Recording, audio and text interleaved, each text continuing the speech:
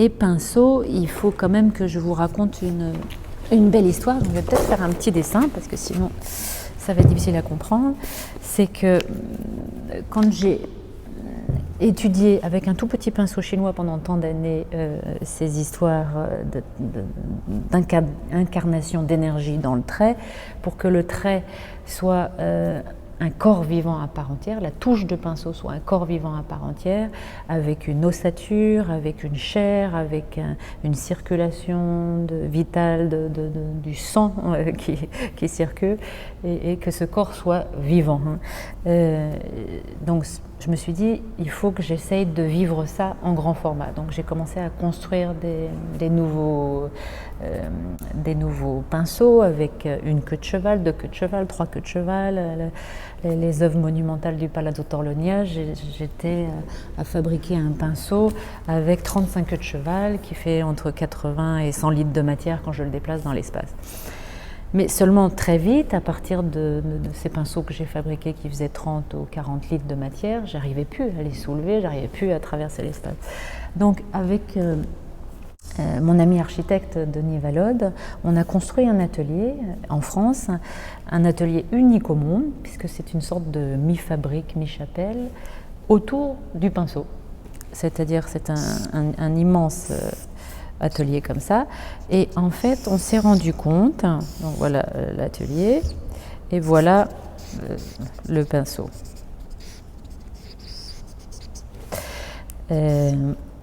On s'est rendu compte que le pinceau, quand il fait 30, 40, 50 litres de matière, on ne peut plus le déplacer dans les places. Mais en physique fondamentale, je me suis rendu compte que si je mettais un cordage souple ici, attaché à la masse du pinceau, tout à coup, j'étais libre d'aller dans l'espace où je veux sans en sentir le poids. Donc on a construit avec Denis Valode ce bâtiment, et tout à coup, au sol, j'ai positionné mes châssis, donc sur des petites briques en bois, mais polyptyques. Voilà, sur des petites briques. Et moi, je monte voilà, sur la toile. Donc voilà, chaque tableau est réalisé comme ça. Et je suis libre dans l'espace d'aller où je veux et de travailler mes méandres, mes paysages abstraits. Voilà, donc Margareta et tous les méandres sont... Alors il y a une autre révolution qui s'est passée aussi pour les tableaux que vous voyez ici, c'est que quand j'ai peint Margareta, je n'arrivais pas avec la technique chinoise et le manche du pinceau en bois et la masse de matière à déplacer dans l'espace, je n'arrivais pas à avoir la maîtrise totale de ces méandres où il fallait que je tourne sur moi-même.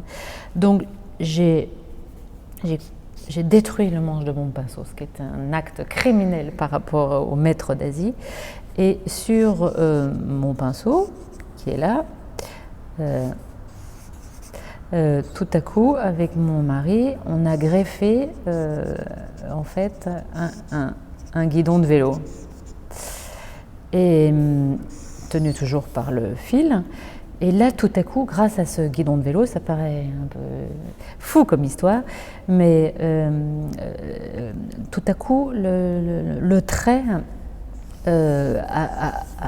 le trait qui naît de ce pinceau a une troisième dimension. C'est-à-dire que comme là, je maîtrise complètement le trait dans l'espace, et vous verrez dans les tableaux des méandres que tout à coup, le trait a une troisième dimension. Donc, j'étais très très heureuse de cette grande révolution et de ce changement d'outil, parce que tout à coup, ce trait de peinture n'est pas simplement un trait à 2 dimensions, mais un trait à 3 dimensions. Donc c'est l'arrivée de la troisième dimension dans le trait de pinceau. C'est quand même quelque chose d'important.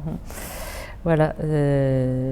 Donc effectivement, à chaque création de tableau, j'en suis à peut-être inventer un nouvel outil pour arriver à être au plus proche de la structure que je veux transmettre.